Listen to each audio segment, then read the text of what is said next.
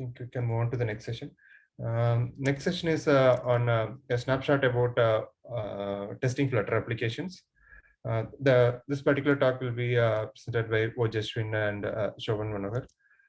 So to give an intro about Vojaswwin, is also a quality analyst from ThoughtWorks Coimbatore office, and he joined ThoughtWorks recently. And one of our youngest brightest men, or at least the brightest men I ever worked with, and happy to work with him. He worked on various domains recently, also in the IoT space, the Internet of Things, and also in the retail domains. And next, moving on to Shoban. Shoban is also a quality analyst from ThoughtWorks. He has around 7 years of experience in testing various different domains. And he also has expertise in testing performance or load testing. So thanks, Oj and Shoban, for presenting today. Over to you. Yeah, thanks, Ramki, for that intro. And I guess I'll quickly share the screen.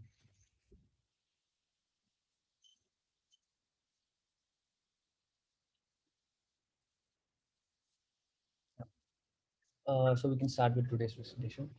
I'm audible, right? And my screen is visible. Yeah, Yes. you're audible. Yeah. Yeah. So cross-platform applications has seen a tremendous rise in the recent years. Certainly, the ability to have a single code base and deploy it on various platforms is bound to have a lot of benefits. For starters, it gives your application a wider target audience, and there is production cost happening in maintaining and developing a single code base. So Flutter is one of the recent tools that we use for building these cross-platform applications. That being said, in today's session, we'll be seeing about how Flutter works, a basic understanding, and mainly about the ways we can test it. Yeah, so let's start by understanding what is Flutter. So as I mentioned before, it is a toolkit or SDK to build cross-platform applications. Here by cross-platform, platforms includes Android, iOS, web applications, and recently desktop applications are also available. Flutter is written in a language called Dart. Both Dart and Flutter are developed and maintained by Google. It is open source, and there's good community support, and there's good documentation also. You can check it out. So one of the key areas where Flutter stands out is that it is fast. It's capable of rendering your apps at 120 frames per second. Apart from this, there is a functionality called hot reload functionality, which helps you to preview any small change the developer makes to the UI while in the code instantly, and you can view it in an emulator. So it brings down the overall development time. Now we can move on to understand the design behind Flutter. Most common phrase you'll hear everywhere you see Flutter is everything is a widget. So anything you basically see on the screen, may it be a button or a text field or even a space between these com- components, it is a widget. You can think of the widget classes uh, as the building blocks of Flutter apps. How you, as you have different shapes and sizes of building blocks, you arrange them and you get a structure, right? Similarly, the developer just calls these widget classes within each other and designs the UI of the app. In the end, the entire app that you get is actually a widget which is comprised of all these child or sub widgets. So we'll see at an example. So I have a very basic app here. It is just a single page app. It has a app bar, a title, and a body with some text in between. We'll see how the UI of this app is actually written as code. So we start by creating a file with a dot extension. Here it's example.dart. So inside the main function of this file, we have the run app method. So in the inside, so what this run app method does is it receives a widget or the root widget, which is actually your entire app, and it builds the app and launches it. So if you can see here inside the root widget, we have a class called root widget which extends a stateless widget, which is the Flutter library we use for building pages which don't have any states in it. Uh, you can see that the different sub widgets have been nested, have been called inside this root widget. For example, if you see here, we have the app bar. It is calling the center widget, and inside it we have the text widget. All the subclasses are nested within each other. Uh, so how Flutter actually keeps track of all these widgets is by it creates a tree structure with all the widgets that we have used as the nodes. Now we can move to see a high level architecture of how Flutter works. So we basically have three components in the architecture. So from the bottom, we have the platform layer, which has a iOS shell and an Android shell, like platform specific shells running inside it. It is only in this layer that communicates with the underlying native OS. Inside the iOS shell and the Android shell, we have a Dart virtual machine running. Uh, inside this Dart virtual machine, we have the actual app posted.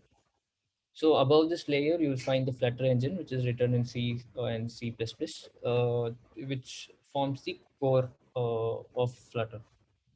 It mainly has two responsibilities. One, the widget tree that it gets from the framework, it has the responsibility of rendering it on the screen.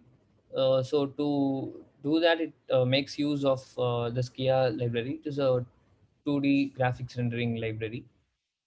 And One of the other functionalities is that whenever there is a state change that is happening in any of the widget and the UI changes, only that particular widget alone is re-rendered uh, in the screen. So Flutter engine takes care of that logic.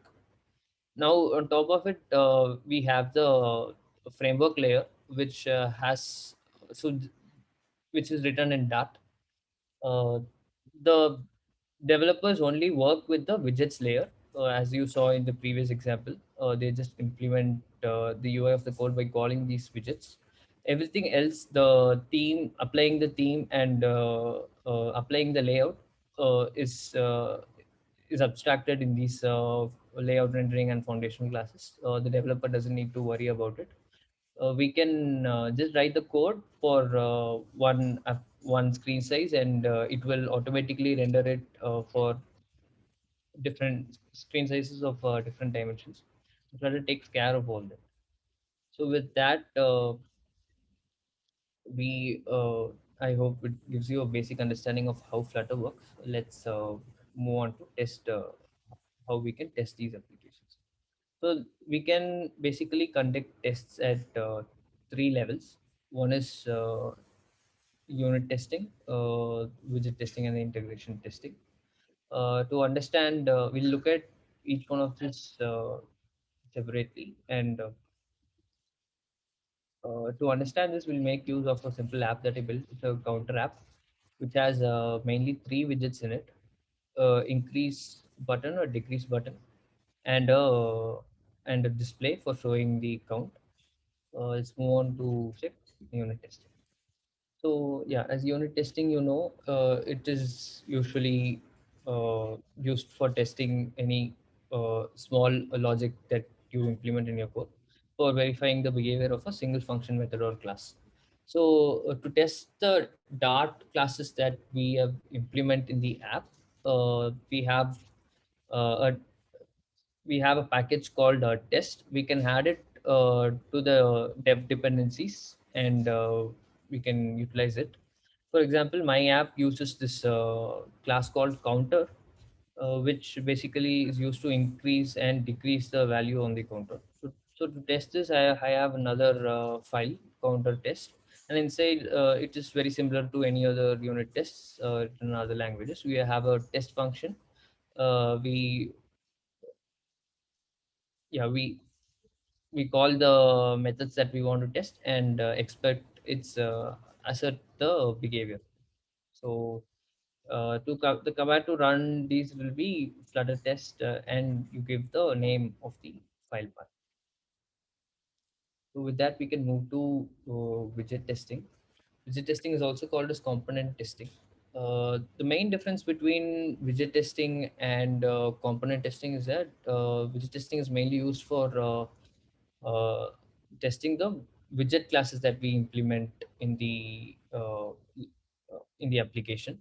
So in one test, we can assert only a single widget, and the objective is to see how the sub widgets in the widget under test interacts with each other and the overall look and feel out of it. To test these Flutter widgets, we have a dependency called Flutter test that we add to the dev dependencies.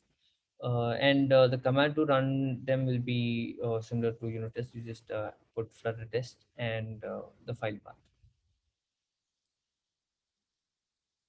Now let's look at the different components involved in widget testing. So the first one is the finder classes. So we use these finder classes to locate the different widgets that we have implemented. Uh, so what it does is we we give it a pattern to check. Like for example, here I have dot text 0. So what it will do is it will scan through the entire widget tree and see and list out all the widgets that have a text 0 in it. So for the first test, we are just testing if my app has a display increase button and a decrease button. So I'm just locating those widgets alone. Next, we have the test widgets function. So we'll be actually writing the test inside this function. So how this function differs from a normal test is it uh, calls the widget tester class. The widget tester class is the most important component in widget testing. It gives you certain tools to build the app, build the widget in a test environment. We'll look at it in a while. And then we have the widget specific matcher functions. So what this widget specific matcher functions does is it is used to assert the like as I said before, these finder classes, it locates widgets that follow a certain pattern, right? So using this widget specific method functions, we can see how many widgets the finder classes is located. Like if you see here, I'm expecting each finder to have only one widget in it, and the test will pass. Now we'll move on to understand what pump widget is. So we start the test by actually uh, calling our widget inside the tester.pump widget function. What it does is it internally calls the run app function that we saw before. So it builds that widget and launches it in a test environment, and it makes it available to test. To understand the difference between pump widget and pump, I have another test here. So here we just clicks on the increase button, and we expect the counter value to be incremented to 1. So now that we uh, using the pump widget function, we have pushed our widget to the test environment, and we tap on the increase button. The state of the display changes, right? But that will not be reflected in the test environment. So for the state changes to be reflected, we need to call the tester.pump function. So now we'll update the counter finder to find text of value 1, and we assert it with the matches. I hope that is clear. So any questions till now, or we can move to integration? No questions. Actually, you can.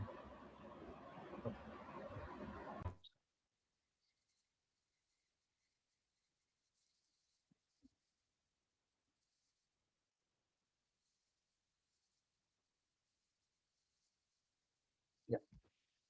So the difference between widget testing and integration testing. So integration testing just test your entire applications together. So it is used to test how the different widgets interact with each other, and only in integration testing will actually be simulating a user experience and testing it. And So we use it to find any crashes or if there's a failure to load data, we use it to identify all that. So for that we use integration testing. This is the example that we're trying to achieve here. From the counter app, we are moving to the next page. We have a timer app here. We press on the start button, wait for the timer to run for 10 seconds, assert the text done, and it moves back to the current page. So that's what we're trying to achieve here. So let's see how this is achieved in Flutter. So the first thing we need to understand is that Flutter, in the integration testing in Flutter, it works as a pair. There are two parts to it. So in first part, you actually instrument the app on a real device or emulator, and then the second part is like writing the test suite and driving the application. So to achieve this, Flutter provides us with a package called Flutter driver. We can add it to the dependency, and we can now we'll look at these steps in detail. So the steps to follow: first, we'll need to create a directory called test driver. By convention, you can name it anything you want, which will basically have two app files in it, the app dot dot and app test dot dot. So inside the app dot dot, we'll be using it to instrument the app. So if you see the code here, we have called a function called enable flutter driver extension, and we call it before calling the main function of the app that we are trying to integrate. So when we call this function, it opens the app in the instrumentation mode. So let's try to understand what the instrumentation mode is. There are three functions that happen when we instrument the app. First thing, it hosts the app in a Dart virtual machine, and second thing is that it modifies the app to accept driver inputs. That is, let's say you have methods inside your app to collect keyboard inputs or anything. So it will be modified in a way to accept inputs from the driver. And the third is the most important part. It creates an observatory URL. So you can think of this URL as a end as an uh, as as an endpoint. You can connect to the app running inside your virtual machine through this URL. It's just an endpoint to the app. So the driver actually connects to this URL while running the tests. Now we can see how the test side of this works. So we have the test suite, and we just walk you quickly through the different steps involved here. So first thing will be locate the widgets using the Finder classes. This is similar to the Finder classes that we saw in the widget testing, but I'll talk about it more in a little bit. Uh, and the next step is instantiating a driver. If you have written a test suite in Selenium, this is pretty similar. The steps involved is all pretty similar. So first we instantiate a driver, and we have two hooks, setup all and tear down hooks. Inside the setup all, we'll be connecting the Flutter driver to the observatory URL that we saw in the previous slide. And then we write down the tests, and in the tear down all function, we destroy that connection that we created. So how the interaction between this driver and the app is pretty much like a client server architecture. So in Selenium, you might have heard of the JSON via protocol, or recently the W3C protocol.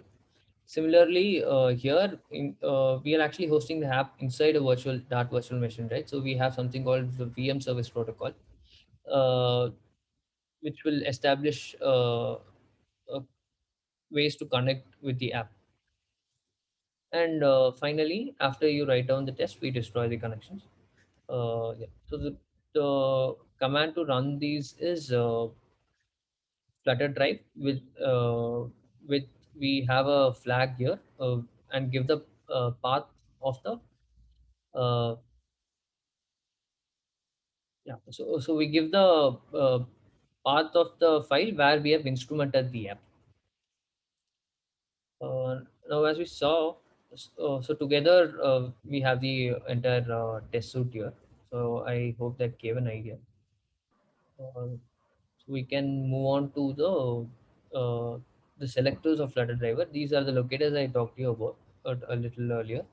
So there are mainly 4, 5 selectors that you can use in Flutter driver. The semantics label. Semantics label is like a name that you can give to a widget, and by text. That is, it identifies widgets with a certain text by type. Let's say you have you want the list of all the buttons that you've used in the app, so you can get by type. And tooltip, obviously you can have tooltips for different widgets and locate your widget using that tooltip. But the most important of them all is the by value key. So the key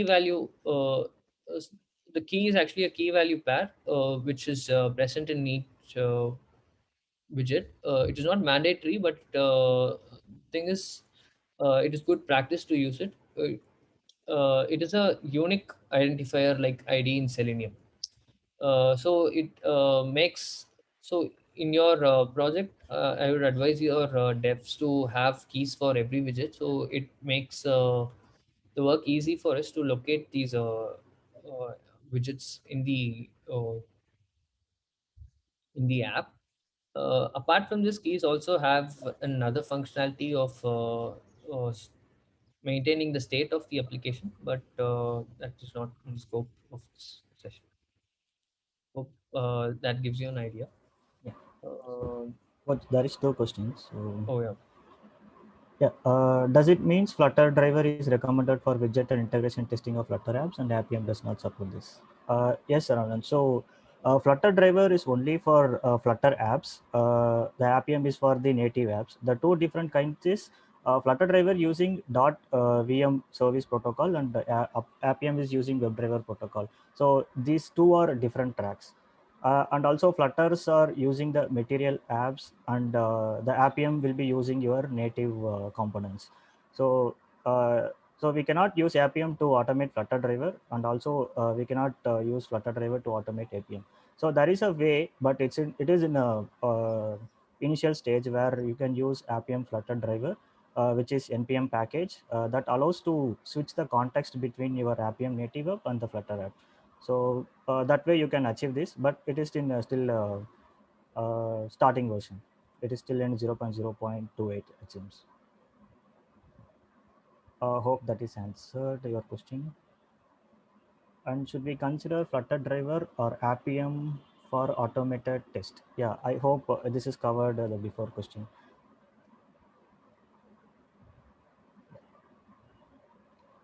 And yeah, you can move it. I think there is no questions. Uh, but in an actual project, you will have hundreds of widget inside your source code. So it becomes a very tedious task to parse through the entire code and get these properties that we mentioned here. So for that, there's a workaround. There's a tool called the Flutter Inspector. So uh, the Flutter Inspector is one of the Dart development tools. It opens in a Chrome browser. But if you have Android Studio and IntelliJ IDE, this comes along with the Flutter plugin. So when you install Flutter plugin, you will also get the Flutter inspector. But what actually the Flutter inspector is, it is a powerful tool for visualizing and so it gives you a visual representation of the widget trees that I mentioned before. So it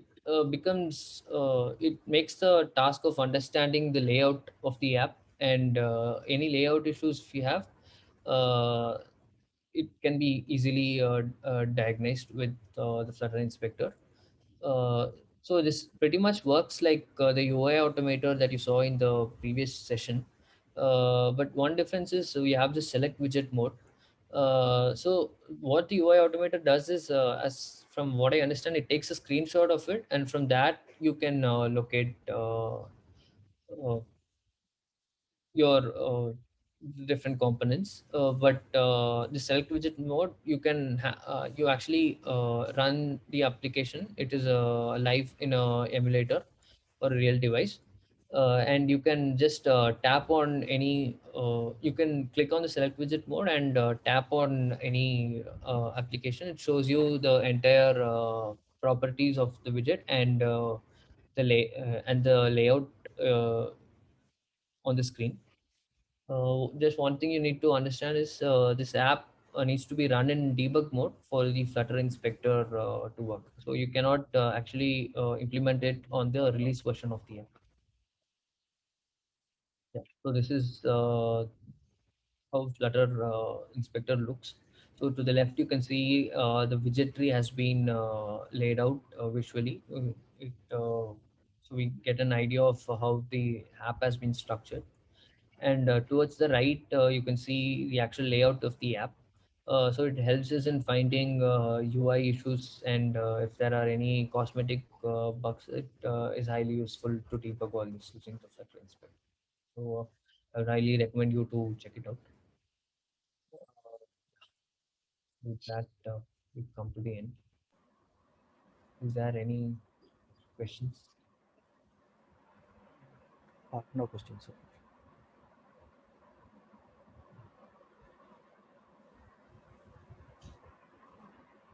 So, okay, cool. Thanks for attending the session. I think I'll hand it over to Ramki. Over to you, Ramki.